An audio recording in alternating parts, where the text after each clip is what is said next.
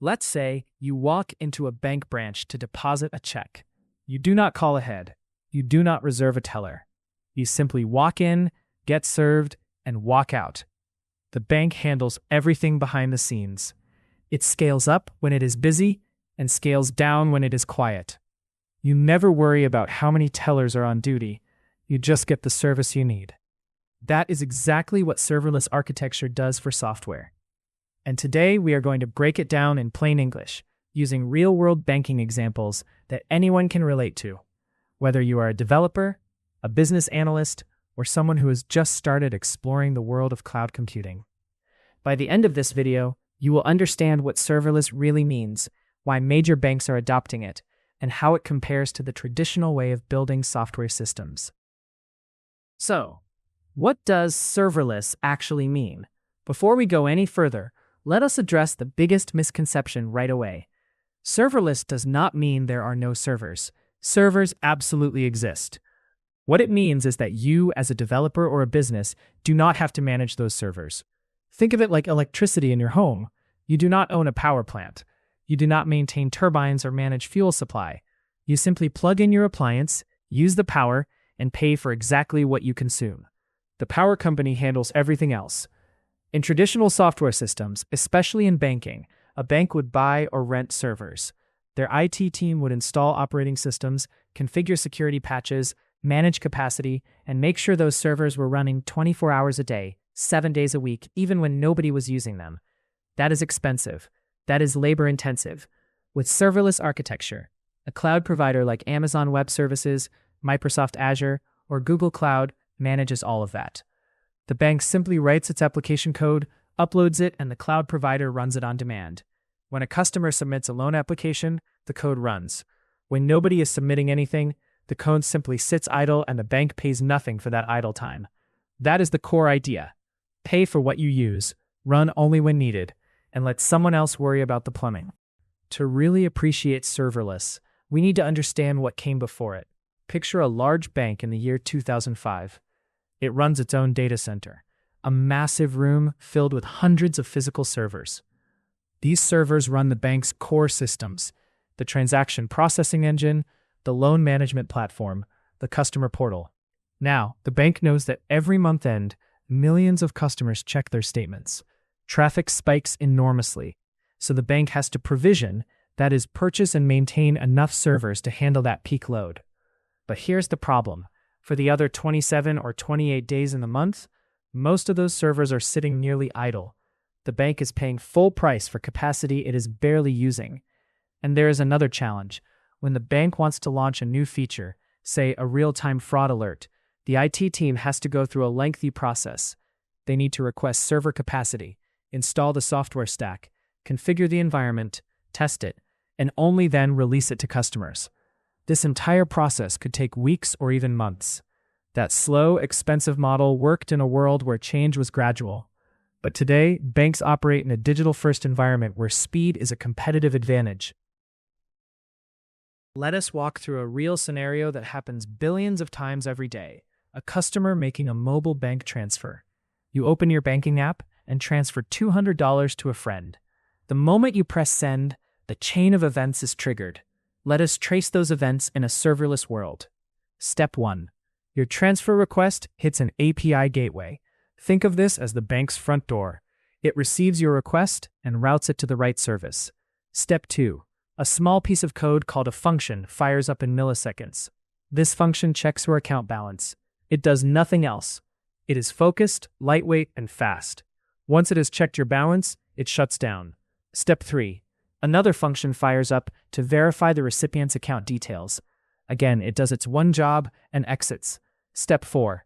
If both checks pass, a third function executes the actual transfer, debiting your account and crediting your friend's account. It logs the transaction and sends both of you a notification. Step 5. The entire process completes in under 2 seconds. The bank system automatically scaled to handle thousands of these transfers happening simultaneously, all without a human being provisioning a single server. This model is called Function as a Service, or FaaS. Each function is independent, event-driven, and stateless. It does not remember the previous transfer. It simply does its job, returns a result, and disappears. Now that we understand the mechanics, let us look at where leading banks are actually using serverless today. The first use case is fraud detection. Banks like HSBC and JP Morgan Chase process hundreds of millions of transactions daily. When a customer swipes their card at a store in London and then again at an ATM in Singapore 5 minutes later, that is suspicious. In a serverless model, an event is triggered the moment the second transaction occurs. A fraud detection function instantly evaluates dozens of risk signals: location, amount, purchase category, time of day, and either approves the transaction, flags it for review, or blocks it entirely. All of this happens in real time in under a second. With traditional server-based systems, this level of real-time responsiveness was difficult and costly to achieve. The second use case is loan processing. Traditionally, applying for a loan involved submitting paper forms or PDFs, waiting days for a human to review them, and receiving a decision by mail or phone. With serverless architecture, a customer submits their application online. Immediately, a series of functions kick in. One retrieves their credit score from a bureau, another verifies their income from tax records, another checks their existing debt obligations. Each function runs independently and in parallel. The result? A preliminary lending decision in minutes, not days. The third use case is regulatory compliance and reporting. Banks are required to file detailed reports with regulators on a regular schedule. These reports involve aggregating massive amounts of transaction data.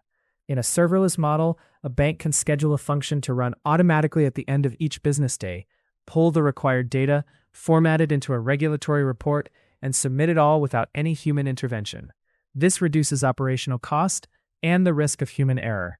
These examples show that serverless is not just a technical novelty, it is a business enabler. Let us now summarize the key benefits that make serverless so compelling for the banking sector specifically. First, cost efficiency. Banks only pay for the compute time they actually use. A function that runs for 50 milliseconds costs a fraction of a cent. Compare that to a dedicated server running 24/7, whether or not anyone is using it. Second, automatic scaling.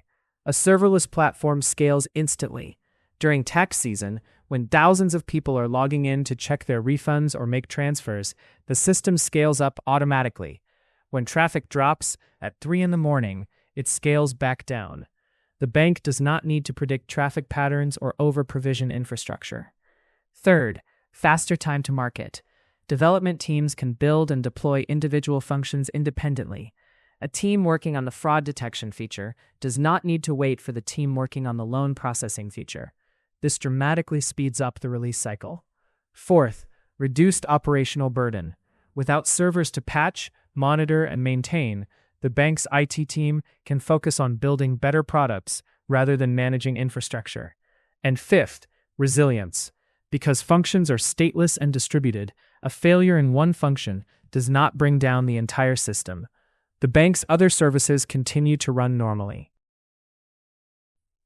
Now, to give you a balanced picture, serverless is not without its challenges. And as a banking architect, I would be doing you a disservice if I only told you the good parts. The first challenge is cold starts. When a function has not been called for a while, the cloud provider needs to spin it up from scratch. This can introduce a small delay, typically a few hundred milliseconds, which may be noticeable in latency-sensitive banking applications. Cloud providers have made significant progress in reducing this, but it remains a consideration. The second challenge is vendor lock-in. If a bank builds its entire serverless infrastructure on Amazon Web Services, migrating to Microsoft Azure or Google Cloud is not a simple task. The functions are often written using platform-specific tools and configurations. Banks must weigh this risk carefully. The third challenge is observability. In a traditional system, you can log into a server and inspect exactly what is happening. In a serverless environment, with dozens or hundreds of functions running simultaneously and independently, tracing a single transaction across the entire chain can be complex.